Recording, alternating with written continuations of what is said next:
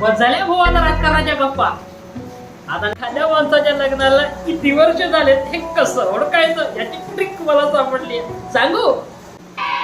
नवरा संध्याकाळी ऑफिस मधून येताना एका हातात चॉकलेट एका हातात बायकोसाठी गुलाबाचं फुल घेऊन येत होते, तर समजून जायचं त्याचं आत्ताच लग्न झालं.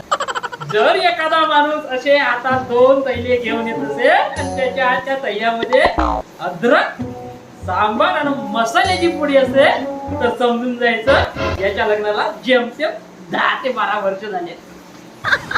आणि जर एखादा माणूस असा दारूची बाटली घेऊन पिऊन येत असेल घरात तर समजायचं याच्या लग्नाची 30वी पार झाली. आता याला घरात एंटरटेनमेंट नाही, आता याला एंटरटेनमेंट दिसते फक्त त्या दारूच्या बाटली. हम तो माल पिएंगे मंगरी कर भाटी